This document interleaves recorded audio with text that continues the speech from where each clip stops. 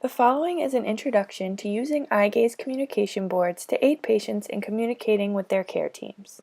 An eye gaze board is a communication aid that can be used with nonverbal patients who cannot use any other form of accessing communication due to impacted motor ability.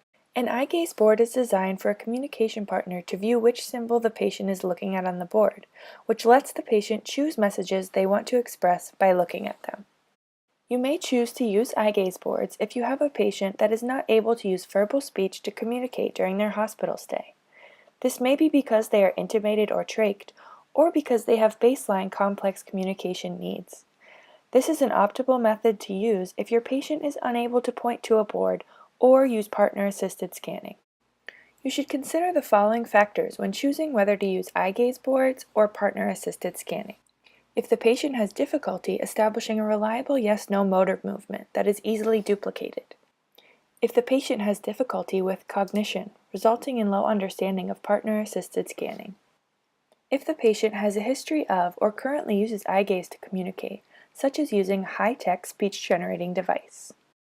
Once you have established that eye gaze is a good match for your patient's communication skills and needs, here's how you can get started. Hold the board up so that you can view the patient's eye gaze through the middle of the board.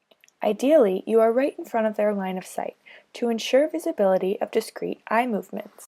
Here are some tips you can use when introducing eye gaze boards.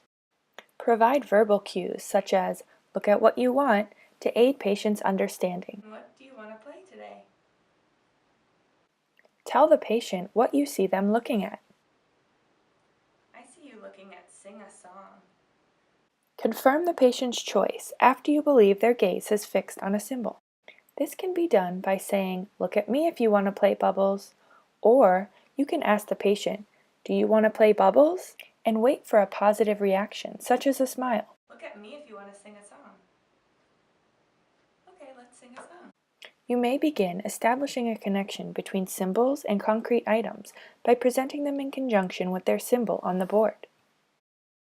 Here are some more examples of how you can use eye gaze communication boards with your patients. The first is a yes-no board that can be useful in answering quick questions about their wants and needs. You want to go for a walk? I see you looking at later. Look at me if you want to go for a walk later. Okay, we'll go for a walk later. The next board allows a patient to express more in depth about their needs, such as pain or repositioning. This board branches to another page based on what the patient selects. The page number of each symbol's page is located on the back of the board, so the communication partner can flip to the page containing more messages based on the need the patient selects. Kristen, it looks like you're uncomfortable. Do you need to tell me something?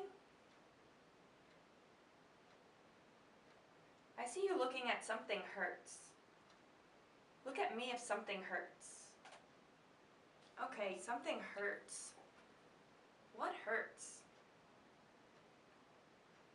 I see you looking at stomach. Look at me if your stomach hurts. I'm sorry, Kristen, I'll get you some medicine. The last board can be used with patients who have literacy skills that allow them to spell.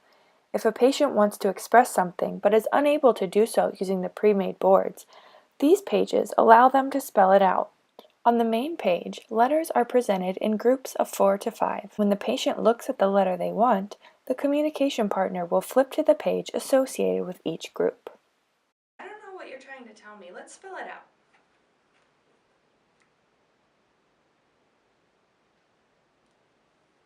I see you looking at these letters. Look at me if you want these letters. Look at the letter you want.